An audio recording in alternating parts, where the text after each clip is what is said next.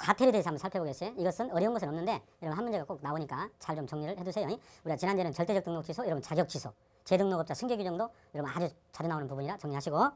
자, 과태료는 어렵지 않으니까 일단은 부가 징수권자를 한번 볼까요? 누가 부과하느냐, 징수하느냐. 장관, 담당자가 합니다. 여러분 거래정보사업자나 공인중개사협회나 정보통신사업자는 500만 원의 장관이 부과한다. 이대로 기억하시면 돼요. 이자들은 주로 법인들이거든요. 그래서 장관이 부가 징수한다. 그 다음에 담당자가 시도지사가 되는 게 여러분 연수교육하고 자격증이죠. 연수교육은 과태료 500이에요. 여러분 실무교육도 시도지사죠. 근데 실무교육은 재력이 없다 했잖아요. 그 다음에 자격증 반납 7일 내에 반납해야 되죠. 취소된잖아요. 시도지사에게 반납해야 되거든. 그럼 안 하면은 과태료 100만 원 이하야 돼. 자, 부가 징수권자 정리하고, 등록관청에서 부과하는 것은 당연히 대상이 개공이 되겠죠. 왜냐하면 개업공인중개사라는 것은 등록한자니까. 그러면 개공에 대한 업무 위반을 볼까요? 여러분 확인 설명 있네. 500만 원 이하. 이게 업무정지가 아니라는 거 주의하셔야 돼요. 이게 바뀐 부분이에요. 옛날에는 업무정지였거든. 여러분 개공이 설명할 때는 뭐예요? 공적 서면을 제시하고 성실 정확하게 설명해야 돼요. 하고. 근데 둘 중에 하나만 안 해도 500 이하입니다. 일단. 그 다음에 부당 표시 광고가 이번에 신설된 거죠. 여러분 허위 매물, 허위 과장 광고 이런 거예요. 500입니다. 이게. 그러면 여기서 주의할 것은 여러분 표시 광고는 크게 두 가지로 나눠야 돼. 자, 여기도 표시 광고가 있네요. 100만 원짜리에. 여기는 여러분들 전단지. 여러분 내년에 중개업할 때 막 전단지를 뿌리는 경우가 있어. 좋은 물건, 신축 건물 이런 거 중개할 때. 또 인터넷 광고 요즘 많이 하죠. 이것은 100만 원 이하예요. 이것은. 그래서 표시 광고가 나오면 부당 표시인지를 구별하셔야 돼. 자, 그러면 개공에 대해서는 자, 100만 원짜리는 여러분들 이복의 문패 반납 표시로 외워버리세요. 이게 뭐냐면 사무소 이전에서 이자를 딴 거예요. 10일 내에 신고해야 되잖아. 안 하면 과태료 100이에요. 그 다음에 보증서. 여러분 보증서. 중개가 완성되면 계약서 한부, 확인설명서 한부, 보증서 줘야 되잖아. 이거 안 줘버렸네. 또 등록증 개시. 자격증 등록증 개시해야 되잖아. 개시 안 했네. 개. 그래서 보개 이렇게 정리하면 돼요. 이복에. 그 다음에 사무소에 문자 써야 되죠. 공인중개사 사무소 부동산 중개라는 문자. 이거 안 썼네. 여러분 중개인은 문자를 공인중개사 자격증이 없으니 뭔만 써야 되냐. 부동산 중개만 써야 되죠. 그래서 이 문자를 딴 게 이복의 문이 돼요. 문. 그 다음에 폐. 슈폐업을 딴 거죠. 여러분 사전에 미리 슈폐업 신고해야 되잖아. 안 해버렸어. 폐. 그 다음에 반납. 여러분 등록증 취소되면은 등록증 7일 내에 반납해야 되죠. 반납을 안 해버렸어. 이게 반납이에요.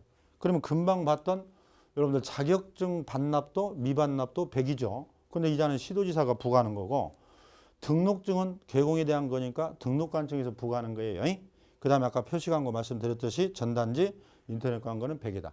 그래서 부가 징수권자와 사유를 좀 정리하시고, 자, 문제를 한번 살펴볼까요? 과태료 부과 처분 대상자, 금액, 부과권자를 바르게 연결된 걸 찾아봐라.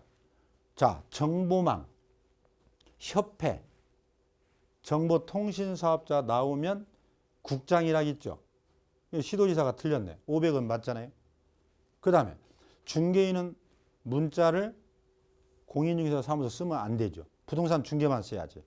그러면 아까 이복의 문패, 문자 100만 원 맞네. 근데 시도지사가 틀렸네.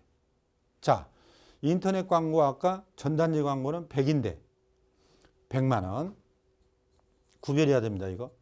근데 연수교육은 또 500이었네. 그러니까 여기서는 그냥 500이라고 획일적으로 표현한 건 틀렸죠. 그 다음에 부과권자도 개공에 대해서는 등록관청이나 교육에 대해서는 시도지사라고 있잖아요. 자, 이런 것들 주의하세요. 그 다음에 부당표시 광고 나왔죠? 허위매물 500은 맞죠. 그 다음에 개공에 대한 거니까 등록관청 맞네? 그 답이 4번이 돼. 자, 5번 확인 설명은 개공에 대한 거죠. 근데 500이라고 있잖아. 100만 원이 틀렸네. 시도지사도 틀렸네요. 등록관청. 자, 어렵지 않아요. 한 문제 더 볼까요? 기출문제예요. 기출문제. 이런 유형으로 나와요. 자, 등록증 개시하지 않았다. 이복에네 100만 원. 등록관청. 바로 답이네. 0.1초 만에. 여러분 시험장에 이런 문제 보면 뭐 희열을 느끼죠. 근데 자, 등록이 취소됐어요. 반납이네. 이복에 문패 반납. 100만 원짜리였잖아. 500이 틀렸네. 등록관청은 맞고. 제가 우리 법령을 섞었어요. 우리 법뿐만 아니라 신고에 대한 것도 같이 물었어. 그러면 여러분 좀 더 수월하지. 근데 이런 식으로 나왔어 옛날에. 그러면 부동산 거래 신고 하지 않았다. 하지 않았다. 이게 그러면 당 토지 또는 건축물에 대해 취득가액의 5% 이하의 장관이 부과한다. 이게 그러면 여기서 5%도 틀렸죠. 신고를 하지 않으면 아까 뭐예요? 다음 시간에 한번 해줄 텐데 여러분 신고를 하지 않으면 500입니다. 그리고 여기는 신고관청해야 되니까 장관이 틀렸어요. 신고관청. 이게 섞여서 나오면 여러분 헷갈려요. 신고관청은 시군구청장이 신고지. 그 다음에 하지 않으면 500이에요. 거짓 신고였을 때가 5% 이하입니다. 조금 이따 보게 될 거예요. 자, 정보망 나왔어요. 그러면 장관이죠. 국장. 신고관청이 틀렸네. 아까 협회, 정보통신사업자, 정보망 나오면 500이라 했잖아. 틀렸네. 그 다음에 부동산 거래 신고 대금이네. 대금. 여러분 통장 사본이나 입금표 가져라 했거든. 이거 안 가져오면 3천만 원이죠. 자, 3천만 원은 맞네. 근데 여기도 시도지사가 아니라 신고관청이죠. 여러분 실거래가 신고는 다 신고관청이에요. 여러분들이 이 업무는 다 시군구청장입니다. 이걸 수업 시간에 제가 자세히 하는데 시군구청장의 업무를요. 실거래가 신고를 업무를 담당하면 신고관청이라 부르고 이자가 등록 업무를 담당하면 등록관청이라 부르고 허가 업무를 담당하면 허가관청이라 불러요. 그러니까 시군구청장을 신고관청, 허가관청, 등록관청 다르게 부를 뿐인데 이걸 구별 못하는 사람들이 있어. 왜? 공법 때문에 막 헷갈려가지고. 우리는 뭐 어렵지 않죠? 자, 이렇게 해서 맞는 것은 이거 하나입니다.